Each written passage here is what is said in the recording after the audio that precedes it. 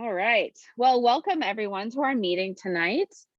Appreciate you being here. I know there's another meeting going on with the county commissioners, the budget meeting, which I was just over there, and that was actually really, really great meeting. I like the way they have it formatted. So we're just going to jump right in tonight. I'm Becky. I am chair of CPO6, and we've got Ken here, who's our co-chair, and Joy, who's our secretary, and lots of great panelists who are going to give us some updates on what's going on in the community. So I think we will start with the sheriff's office. So go right ahead. Hi, I'm Deputy Orozco. Calling it. So they finally made us like full-time deputies for CPOs. So I get to be your CPO6 representative now. Wow. That's why you see me at home, even though I'm off at this time, but I get to come in from home now. So that's great because it's nice to get to hear where you guys are from, being in Kona, which by the way, super jealous. But anyway, just wanted to give quick updates for us. Holidays are coming up. People are shopping a lot. People are going to buying stuff, putting it in their cars, and then going back and buying more stuff. Just make sure you're putting that stuff in the trunk of your car so that people can't see it, because if not, it's an easy crime of opportunity. Same thing with ordering stuff from Amazon. We all love Amazon nowadays during COVID times. If you're gonna order stuff, make sure you're home. You have a neighbor that can pick it up for you, or have some way of not leaving it there for hours on end, because we have seen an increase in package thefts from home. With that, we've implemented our bait package program. So we put those out in the community and see what happens. And although sometimes it gets taken by interested family members, we are going to try and figure that out a little bit better. But other than that, the bait package program is in full effect. And then a couple other things. Obviously, it's getting colder. I felt it today. The weather dropped quite a bit, and it's going to continue dropping, and it's going to make it harder for drivers out there. Crashes, black ice is going to start happening. So just let your family members know to be aware, slow down, so that we don't get serious crashes out there. I know that there's a couple of speed areas in the 6, Rygert and Baney. People tend to speed a lot on those. So our traffic team has been hitting those as much as they can, but we only have 5 traffic team guys for the whole county. So it is nice if you would let us know if you know of any problem spots so that we can direct them to those areas in the 6. So if you guys are doing anything, if you are seeing anything in your neighborhoods, please let me know and I can pass that information along. And that's about it. Thank you so much. Thank you, Augusto. And I'm Cody Harris. If I haven't met any of you before, I'm the community outreach for Washington County Sheriff's Office for the Aloha, Metzger, and Raleigh Hills area. So I'll put my contact information in the chat. If you have questions for either one of us, we're happy to answer them anytime. If you have questions or concerns of things you see in your community or in your neighborhood, you can always call me and ask what's the best process. Just to add to what Augusto said, that really right now too, we're seeing, checking your mailbox regularly, making sure that you're getting your packages off your porch as quick as possible. But I also have great news to share too, that even though it's COVID and we weren't able to take the kids for Shop with a Cop, we have been, with the public affairs team, we have been actively working on that project. So this year we rotate every year which school in our neighborhood under Washington County's program in the unincorporated neighborhood. And so Beaver Acres Elementary School, 15 families, it's about 75 family members altogether for those 15 students. That is pretty much wrapped up and done, and we'll be delivering them in the next couple of weeks. And it's all thanks to the Sheriff's Office Foundation and community members like A Cooler Tomorrow, the Aloha Business Association, Westside Food Brigade. Anybody's welcome to help with that. If you ever have questions, let me know. But I'm just really excited that we were able to pull it off again this year despite COVID. And we hope next year we can do it back with the kiddos and the deputies together. So, but at least some of the deputies will be able to help deliver. So thank you to everybody that's participated in that and really appreciate it. But again, if you have any needs or questions, let us know. That is awesome. Thank you so much. Exciting to hear about that. And we're really glad to have you full time with our CPO. That is amazing. I love that. I'm also putting my email in the chat because I don't mind getting emails. That's the best way to reach me. I won't respond if it's my day off, but as soon as I get back, I'll respond to my email. So I'm putting it in the chat right now. Great. That is fantastic. Thank you. All right. So we're going to have an update next from Tim from THPRD. Are you ready to go, Tim? Great. I am. Thank you. All right, well, thank you, and hello, everyone. Happy holidays. Thank you for having me. I'm Tim Bonin, Senior Park Planner with THPRD. For December, THPRD Holiday Gift Card Drive is going on right now. THPRD is partnering with the Beaverton School District on THPRD's annual Holiday Giving Drive. Our goal is to help create a warmer and brighter holiday season for Beaverton School District families and students in need. Community members can bring gift cards to any open THPRD facility. Through Wednesday, December 15th, THPRD is asking patrons to donate gift cards only. Purchasing gift cards is a great way to support students and give families the flexibility to buy personal items, necessities, or gifts during the holiday seasons. Donations from $5 to $50 or more, it would be greatly appreciated. And winter registration starts on Saturday for in-district patrons.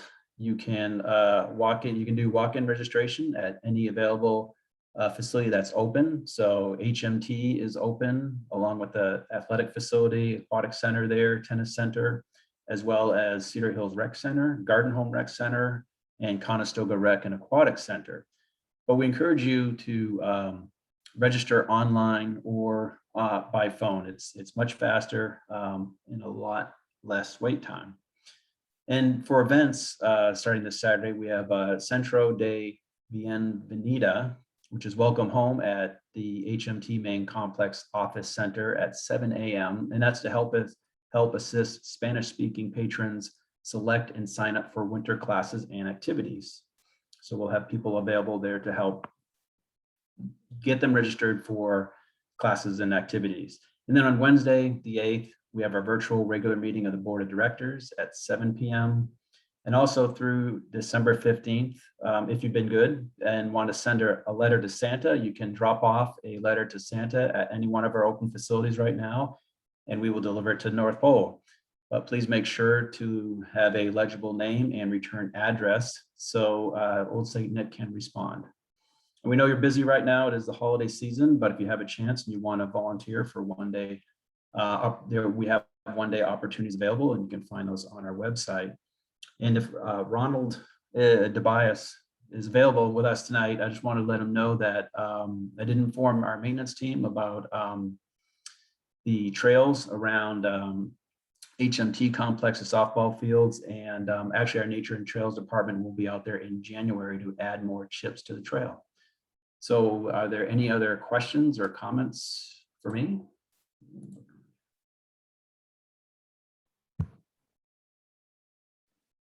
And actually, I have a question for you that a community member asked me today. Yeah. Where is the best place for input on the Champions Park? There was some community members that had some really good ideas, and I was gonna email you, but I realized since I'm talking to you right now, I can ask you, where's the best place if people have ideas? They can go. You can go onto our main page and go under parks, and there's new parks, and it will be listed there. Mm-hmm. You also can go on our webpage as well, and you can select planning and development and put in your question there, and they will come to our department. Awesome. Thank you. I'll let them know. Sure. And somebody else, Becky, did you say something? No, I was just saying that Cody had her hand up. Oh, okay. All right, thank you. Great. Thank you so much, Tim. All right. Sounds like some fun things happening as usual. Great. Well, we are going to go ahead and move along to a presentation by Fran Warren. Fran, thank you so much for being here tonight. I am slightly jealous that you're in Hawaii right now, but I'm really looking forward to your presentation and really appreciate you taking the time to be here with us tonight. So did you want me to go ahead and start sharing now? Okay. Hello, everybody. While Becky brings this up, I just don't want people to be disappointed. I am not going to present about the total impacts of development on wildlife and the environment. It'd probably take me a lifetime to do that. What I wanted to do, my objective is, and if you were going to do that, you might as well sign off now. What I really want to do is explain a bit about what are significant natural resources, what is meant by that, and how can we protect them. And rather than give you a lot of websites and places to look this information up, what I'd rather do is have kind of an interactive discussion to understand better what questions you have, and maybe you could put the questions in the chat. And I don't know if any of you remember, but some years ago, I produced a 4-pager for CPO6, which had a lot of websites and information about like when the Board of Commissioners meetings are, when the Planning Commissioners meetings are, who are our Board of Commissioners, who are our planners, as well as our other key representatives. And all that information, I kind of had it on a pagers that in the old days of paper.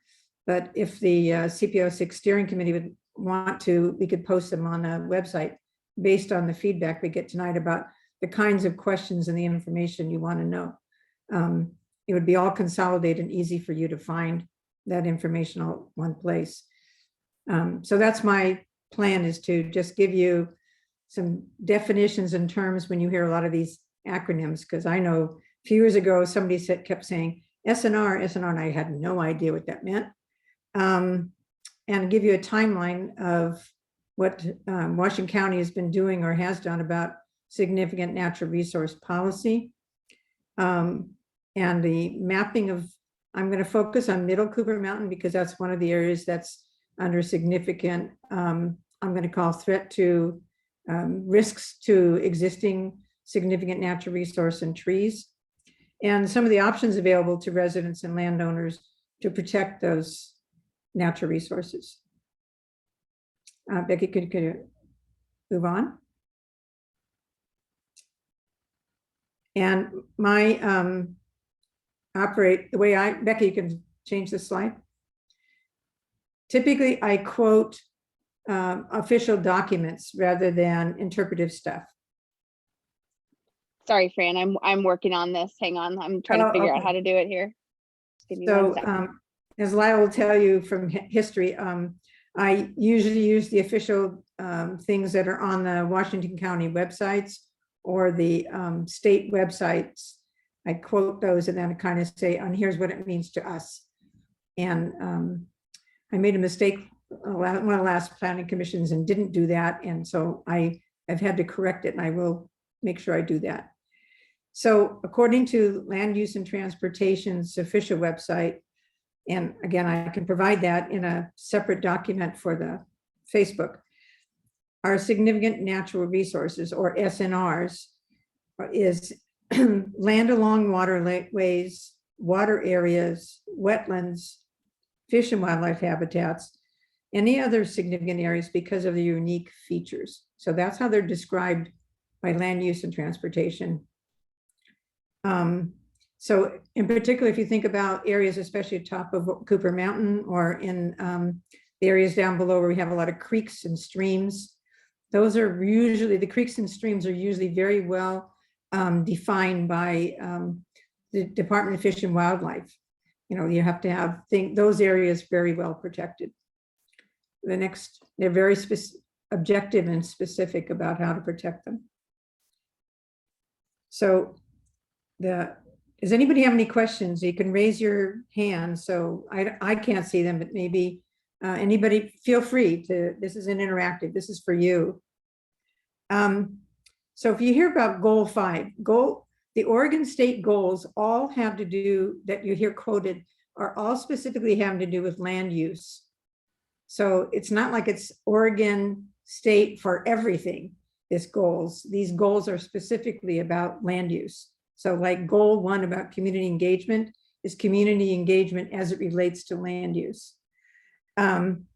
So it requires local governments to identify and protect significant natural resource areas. And the thing that's tough for us in Washington County, and in particular Coooper Mountain, is that Washington County inventoried our SNRs in the early 1980s, and then again in the 90s. But that's a long time ago. That's almost like a second growth since then. A lot of the waterways have changed. A lot of the creeks and things have moved since those times. And our community development code, which is called section 422, that includes the regulations that protect, preserve, or mitigate, was based on those original concepts. So Ordinance 869's purpose, it was proposed to amend that 422 as it relates to the natural resources to establish clear and objective standards.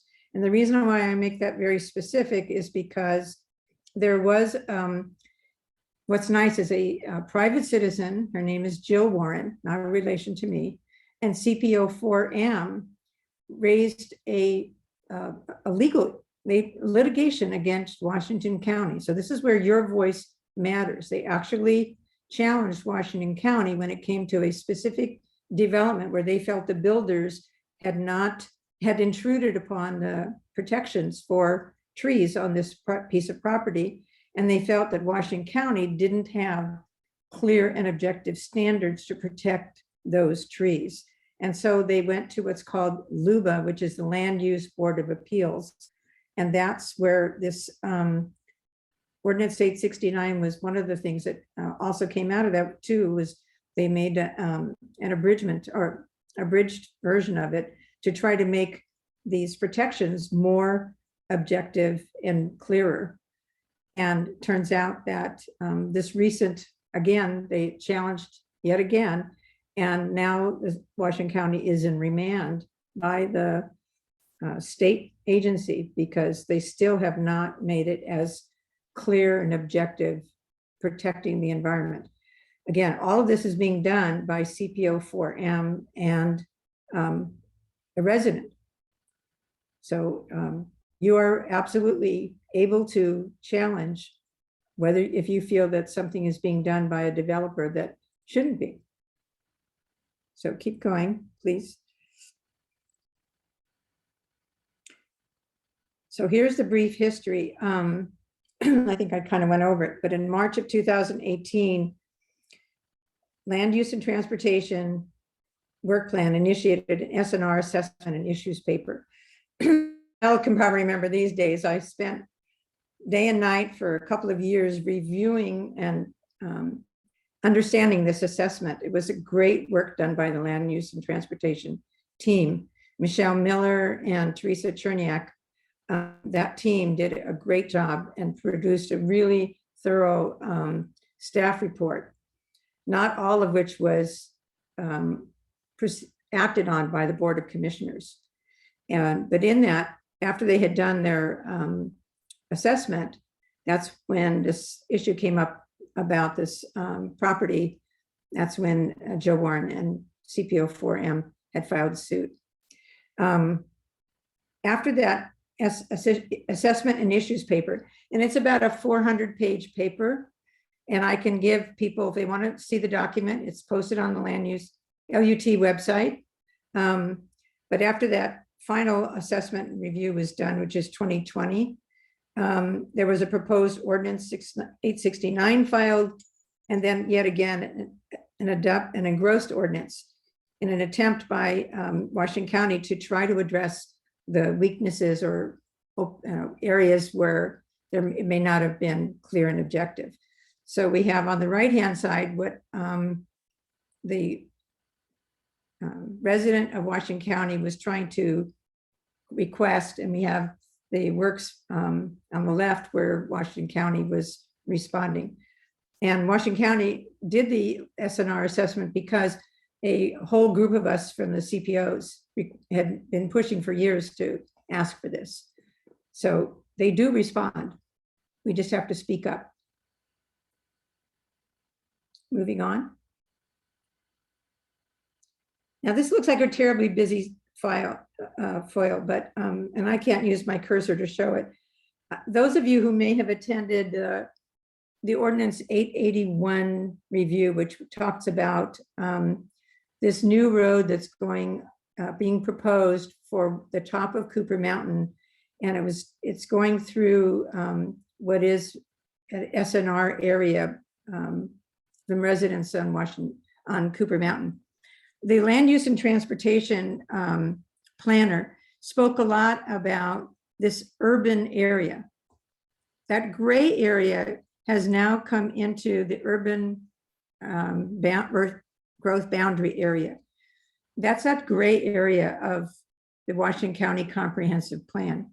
You can see Washington County has a huge variety of demographics and geographics. On the left is almost to the Tillamook Forest. And in the middle, we have farmland. And then we have this urbanized area. And Coooper Mountain and Reedville and Aloha were originally a lot of farmland and stuff and forestry. But what's happening is it's becoming part of that urbanized area. So LUT is trying to plan for this urbanization. And so I kind of wanted to give you this visual. This is their comprehensive plan for 40, 50 years out. And that's what they're planning for, is this urbanization and this urbanized view of the world. The question is whether we believe that Aloha, Reedville, Coooper Mountain could or should be as urbanized as this comprehensive plan envisions. But we have to accept this is what's on the books. And so we need to understand that. I don't know if that helps anybody get a better picture of the perception from the planner's point of view and the county commissioner's point of view versus how we envision it, or we may envision it. But this is the legal perception, that's on the books at the moment. So we can move on to the next one. If you take a subset of that, you look at this comprehensive plan and you look at the Goal 5 resources. Goal 5 meaning the significant natural area resources. You can see, and this may be too tiny for some people. I don't know. I hope that it doesn't, but you can see Coooper Mountain. It's so hard when I don't have the pointer myself, but if you can see Coooper Mountain, which is kind of upper center, and you can see in there, we have different colorations of what's perceived about the different water areas and wetlands. There isn't anything on the comprehensive plan that says that that is a rural natural resource area per se. Certainly, it drains down to the Tualatin River. And we understand it because those of us who live there understand how the water drains to the south and certainly to the north down to the creeks up there. But it's not documented that way. Because this documentation is, maybe correct, or it may be old news. Okay, moving on. I just kind of wanted to give that as a kind of high level picture.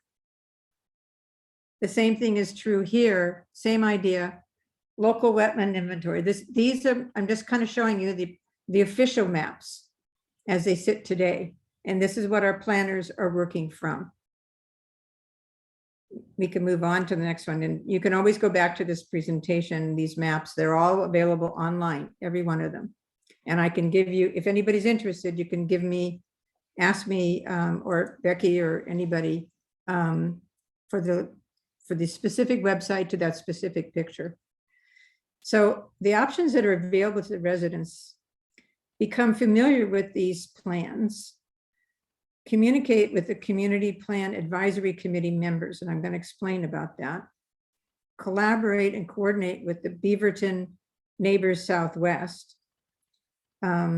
Because right now, the CPO is about the unincorporated areas of Washington County. But as we've learned, South Cooper Mountain is being annexed. It's already been annexed to Beaverton, right? So that means that they are now in a Beaverton Neighborhood Action Committee. So the people who are in the Neighbors Southwest have a very vested interest. They're SCM, and they have a vested interest in what goes on with Cooper Mountain. So if we collaborate, then we have a much greater voice. So you could have a joint meeting, for instance, between the Neighbors Southwest and CPO6. Just like you could have the same thing true of the Aloha Reedville area with the Sexton Mountain Beaverton Action Committee. Certainly testifying at planning commission sessions, because the planning commissioners don't have a true sense for what's going on the ground necessarily. Testify at Board of Commissioners sessions, and request assistance from state agencies, such as the Department of State Lands conducts offsite wetland determination upon request at no fee, Conservation Stewardship Program, and Land Use Board of Appeals. So there are options available to a lot of people that don't realize that they're out there. I'm going to move on and talk about each of these in a moment. I think the ones that's really important for you guys us guys, I'm not in CPO6 anymore, as you all know, but my heart is there. Certainly the City of Beaverton planning websites, because City of Beaverton is the one that's planning Middle Cooper Mountain, North Cooper Mountain stuff. So there is a community, Cooper Mountain Community Plan website. There is also an advisory committee. And if you click, I mean, I'll send you this website for the advisory committee, but those are the people who are representing all of you. And you should make sure that everyone on that advisory committee is well aware of each and every specific issue or wetlands or area of trees or impending development that you think is putting an area at risk. They should all be very, very much aware of what's going on and speaking on your behalf. The Cooper Mountain Environment, if you click on the particular website, it talks a lot about the City of Beaverton's perception of what the Cooper Mountain environment could and should be, which is a natural resource rich area. So we need to get them to walk the talk and make sure that whatever communities they plan for Cooper Mountain truly do represent and save the natural resources that they treasure. I'm talking a lot. Nobody's raising their hand or asking any questions. When I talk about coordinating with Neighbors Southwest, something I thought was really important. One of the planning commissioners recently stated, public input is important and powerful, and it's not just a checkbox. So we have a lot of open houses and various other things that LUT is compelled to do by law. But we get that they're doing their list, they're talking at us, they take our input, but it's not being used to its ultimate power. So we're being informed, but we as members of the community are not taking that information and testifying and using it as a powerful tool. We're just kind of sitting back and saying, we're playing victims if we don't do that. We need to make it clear to those decision makers that the public engagement doesn't mean public acceptance. So I think that's one of the things that I'm very strong about right now, that a few people are testifying, but it's the same faces and the same message over and over again to the Planning Commission and to the Board of Commissioners. And I, for instance, used to go down to the state, Salem, and talk to our state representatives as well. Moving on. I like that quote. I like that quote you just said there, Fran. Which one? Public engagement doesn't mean public acceptance. Yeah. Yeah. So again, it's collaborate and coordinate within the CPO, and letters from the CPO on behalf of the residents. I just recently saw change.org, there was a petition that was brought up about this 185th extension that would go through the SNR. And I think in 2 days, there were something like 1,500 signatures. I was so shocked. Somehow those 1,500 signatures, that information should somehow be getting to the Planning Commission. And somehow the CPO steering committee should be able to write a letter on behalf, because the CPO is the official voice for Washington County. That should somehow make a strong message, just like that. Excuse me, Fran. Yes. Yeah, that information was submitted to both Beaverton and Washington County, and it was essentially just blown off. So Okay. an effort was made. Okay. Okay. Good. Okay. Well, we just got to keep at it. I mean, the CCI, there is a CCI, meaning that's so all the CPOs roll up together into one kind of body. There are 2 representatives from each CPO that sits on this general body, so that we can learn from each other about what's going on across the county. And then we speak as a body to the Board of Commissioners, and then there's a steering committee above that. Within the CCI, there is a SNR subcommittee, and there are about 7 of us on this subcommittee. And again, we write letters to the Board of Commissioners and the Planning Commission on behalf of protection of significant natural resources. So we're another voice. And so if you are seeing an issue of something and you have documentation and whatnot, please feed it to the CCI SNR subcommittee, because we can't have eyes everywhere. And then I'm going to put a plug in for my group, which is Tree Keepers of Washington County. And I will provide that website too. And Tree Keepers, our objective is to ultimately to get a tree code, but to provide protection for existing trees in urban unincorporated Washington County, because our existing trees are a huge immediate tool for mitigating climate change, as well as stormwater and, all these other wonderful things. Can we move? Is there another slide, or is on my, okay.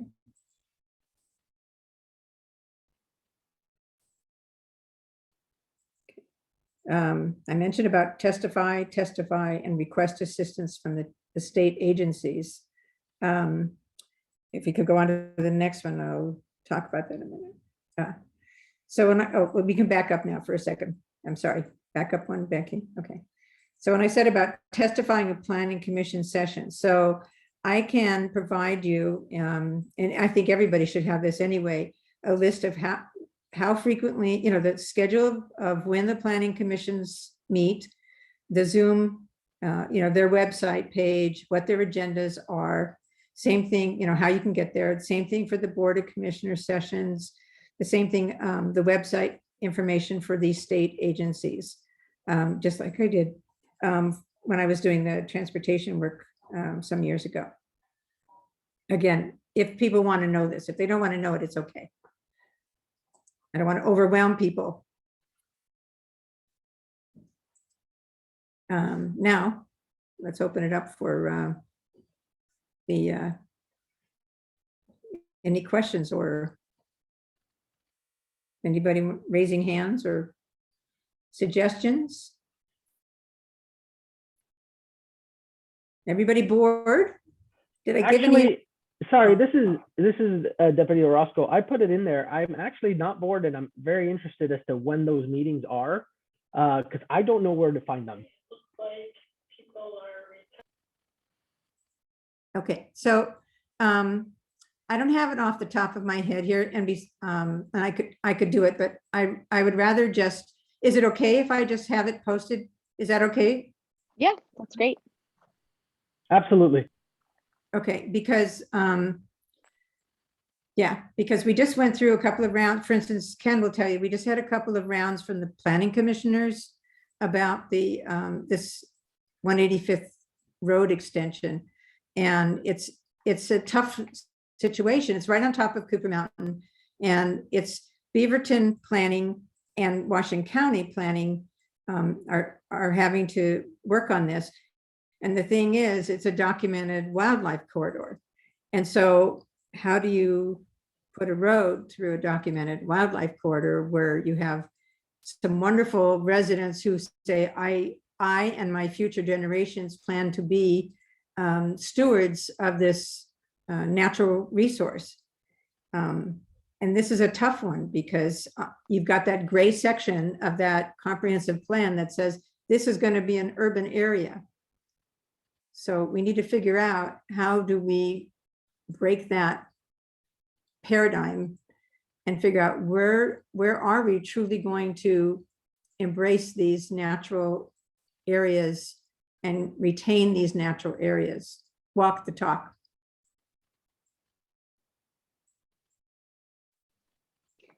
I see Leslie asking about the 185th extension. Leslie, are you asking just for more information about that project? Yeah, okay. Did you want to talk about that, Ken?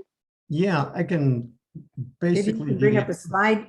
Could you bring up a slide, Ken, or you want me to do it? Yeah, it's really not an extension, it's a bypass. Oh, yeah, sorry. So that's okay. I just wanted to see. If I had SlideShare, then you could talk and I can bring it up. Oh, I have it on my screen. Yeah. Can I share my screen? Let's see. Yes. Yeah, you should be able to. Okay. All right, real quick here. Is that showing up? Yeah. Yeah. Okay. So basically it's the top of Coooper Mountain. You go up 185th, and this is zoomed in quite a ways, but you make this really sharp turn as you get towards the crest of the hill, and it makes a sharp right. And the normal way traffic goes is around this bend, and you take 190th. If you want to come down this way to get to the other side of Coooper, going down 175th to the east. Anyway, here's the bypass. It's right in through here. And this is the area that this map doesn't show it, but all of this area pretty much where if you can see my cursor moving around, it's pretty much a wet, I wouldn't say wet, it's a riparian area, wetlands, trees, ponds.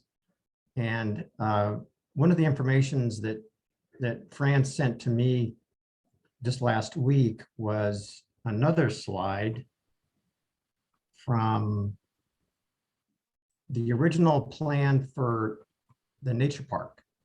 And in that slide that was done in 2005, they identified a natural deer crossing from the wildlife area at Coooper Mountain, where the nature park is. And they identified this deer crossing. It goes right into this wetland forested area here on Coooper Mountain. And this is right exactly where the bypass is planned. So anyway, that's a quick summary of what's going on with that particular 185th bypass. It's bypass. They want to just basically shortcut this little swerve here, and in order to prevent cars from going around this 190th way. So that's it. And the only reason I mentioned this particular one is because as we urbanize Coooper Mountain, we will see many more of these same kind of things. Anything you build there, any road, any building development is going to intrude on some wildlife corridor, some wild natural habitat. And the question is, we won't be able to save all of it, the question is, maybe as a CPO, it'd be good to talk about what can or should we save? How do we prioritize? And that's where the advisory committee really should be well on top of everything. The community plan advisory committee. At least that's my 2 cents worth. Yeah, that is, that's really good information. Ken, I saw that you had shared something. Oh, there it is. Okay. I was gonna say I couldn't get that link to work, so I see that you. Oh, yeah, reposted it. yes, So I that's good. pasted it. It wasn't, yeah, the second method was a link, so. Yeah, that's great. Yeah, and we will be sending a letter regarding this on behalf of the CPO. So, And I think for Roman, for instance, you know, the CPO covers a very wide area because of Lower Reedville and Coooper Mountain. Each area, you know, on the north side and Aloha, we have some lovely creeks and things, and it's great when we can build bridges and we can build wildlife crossings. But anytime we build on any area that hasn't already been built, any of the infill and the middle housing we do, we're making choices. And so every part of our CPO, we need to make sure that we think about those existing trees, the existing creeks, and what are the priorities. I think building homes and living with nature can coincide. And we'd like to help. yeah, and I just want to say too, for those of you who are here and really interested in this, as a CPO, we can have, you know, a special committee that focuses on these issues. So if that's something that you would be interested in, just let us know. You can email us at cpo6leaders@gmail.com. I'll put that in here. cpo6leaders@gmail.com. And just let us know if you want to be more involved in this. And we can get a committee together, a subcommittee. All right, Ruth. I see Ruth has a raised hand, so let me get to Ruth here.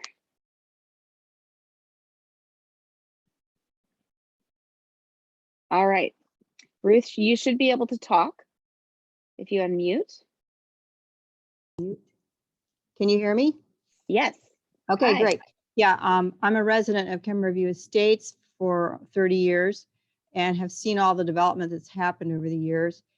We have a wonderful ravine that stretches the length from the edge of Kemmer Road down probably 3 blocks, city blocks worth.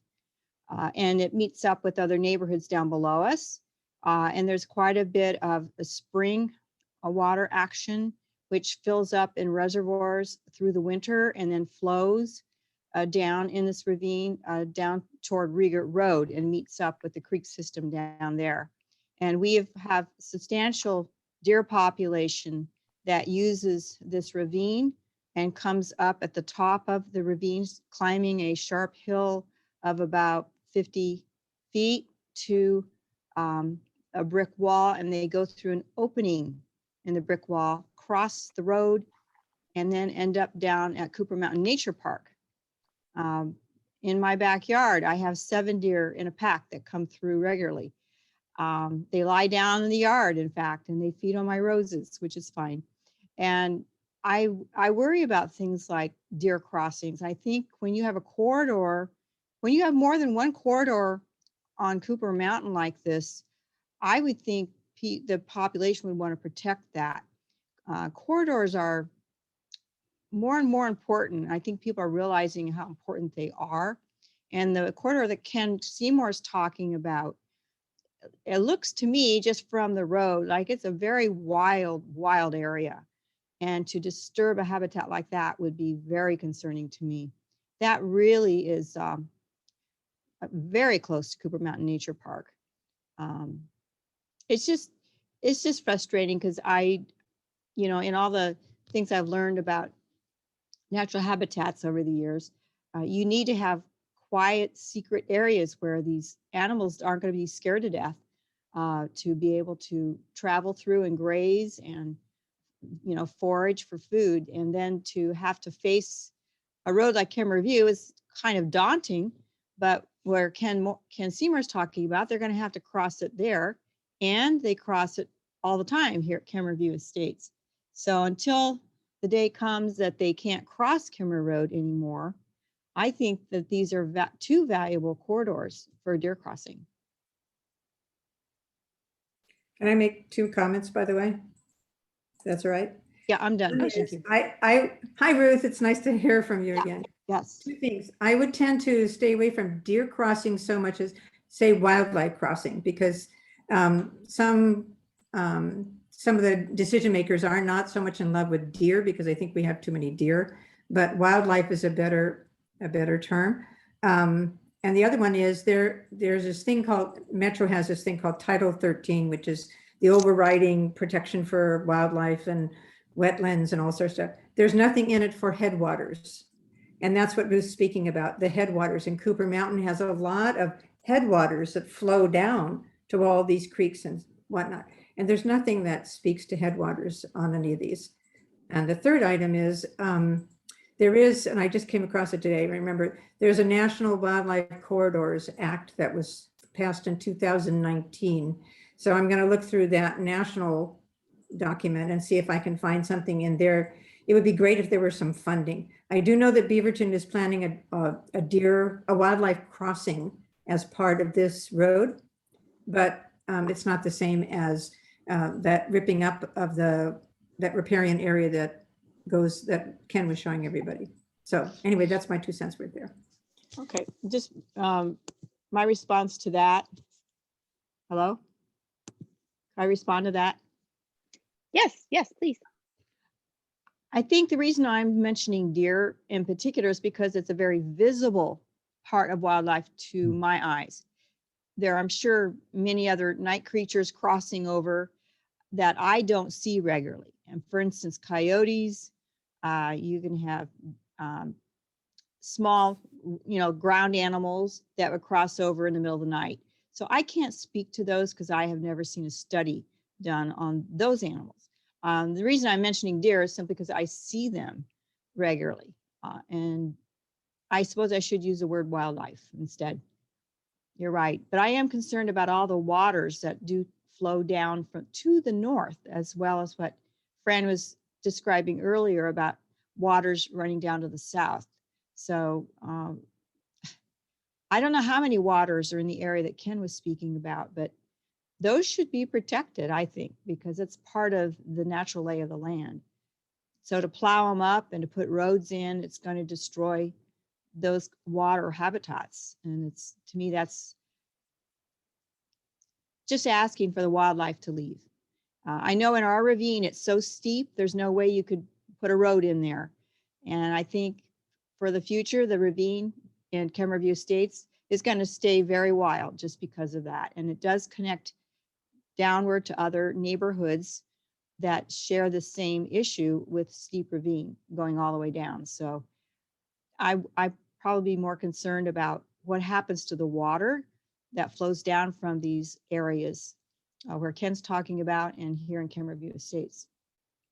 Where Kim Review Estates is at the juncture of 175th, and it runs clear over to 182nd at Kemmer Road.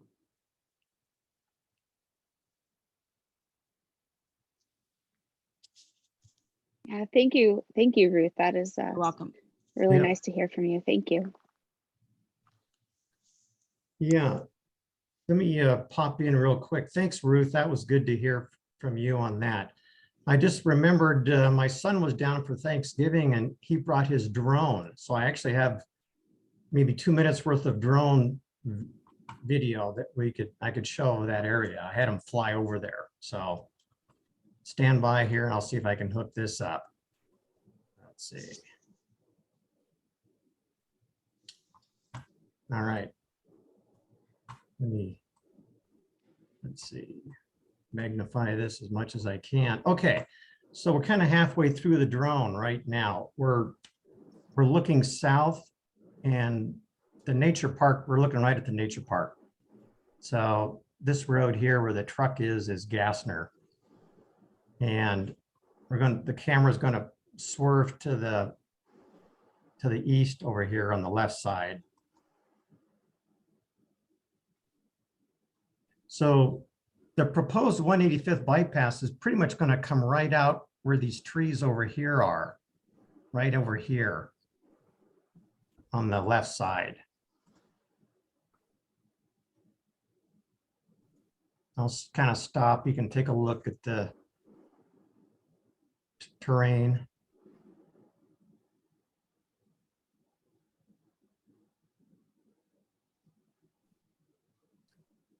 This little street here is Mayberry Lane. It's just it comes right off of Kemmer, shoots up and it terminates right up here.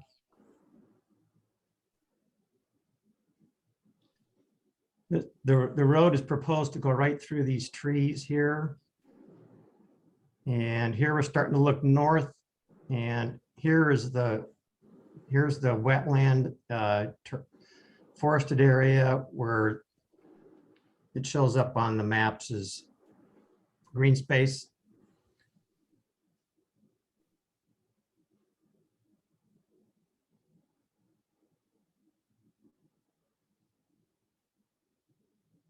So the county is proposing Gassner's right up, I don't know if you see my cursor, but it's right up here.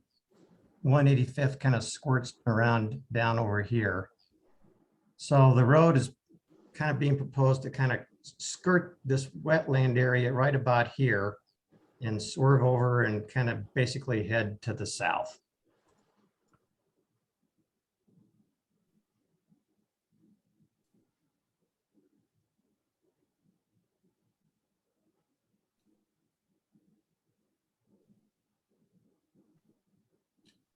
Now, right down here in the right side is a pond. And I've been down in there. The pond is actually quite low right now, which is surprising, but nonetheless, that's where there's quite a bit of activity down there.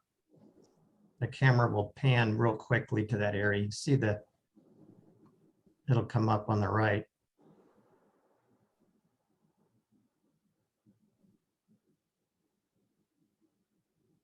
There's the pond. So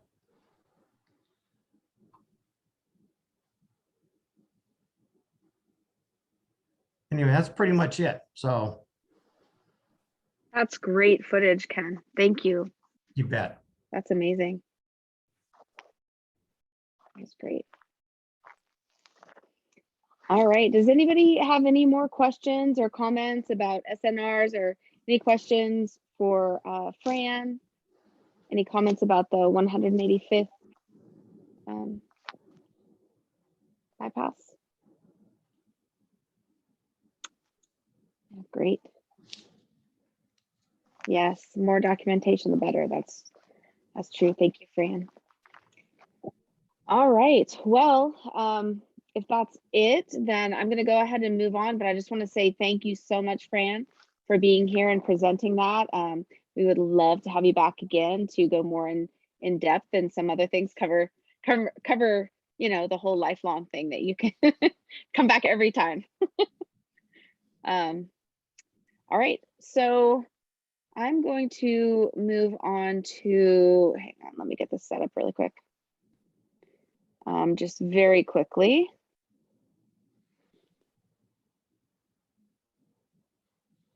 All right. Sharing my screen. All right, I just wanted to let you know really quickly about this public hearing. This is over by Hazeldale Elementary School, and this is they're just in the very beginning of this process, but they are looking at making this area here into 5 single-family residential lots. So I just wanted to let you know about this meeting coming up next Tuesday on the 7th.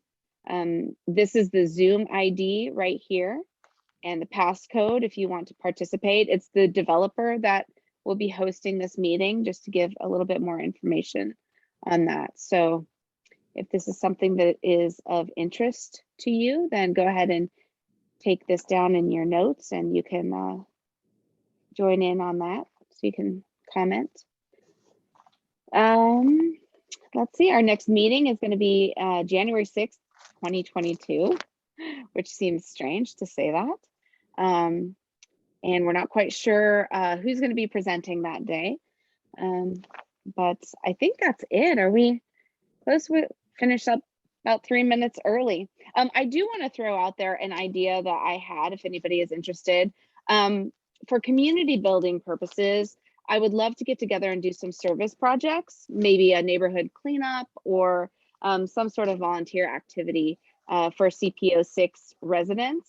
We have, you know, like we said, a huge area. And so just in order to connect with each other, I think it would be great to do that. So if you have any ideas for service project that would benefit our community, I know that there are a couple schools in the area who would love to have some landscaping done. Errol Hassel right now is working on planting native plants and having a kind of a sensory garden, so students can go out and not only work in the garden, but also, you know, have lavender that they can smell, you know, to kind of have a calming effect and things like that. So I know that Errol Hassel would appreciate neighborhood help with getting that landscaping done. So that's something that'll probably happen mostly in the spring, but there are some things we could do now. So we would love to hear ideas on projects that you can think of in our area. So if you have any ideas, go ahead and email us at cpo6leaders@gmail.com. And if you'd love to be involved, you don't have an idea, but you just want to be involved in it, let me know too. And yeah, I think that's it. Any general questions or comments before we go?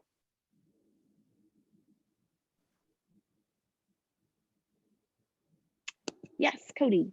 I'm just full of questions tonight. So taking my work hat off and putting my neighborhood hat on, since I'm a neighborhood gal, the Lyles, I remember this was brought up like 8 years ago, maybe right after the Lower Reedville study, but do you remember what it would take to get permission for murals? If there was any restrictions, because that came up again in several other community meetings over the last year that I had been in for other community work. And we just didn't know if there was anything that prohibited them other than the building owners. It was a long time ago, so I just barely remember it.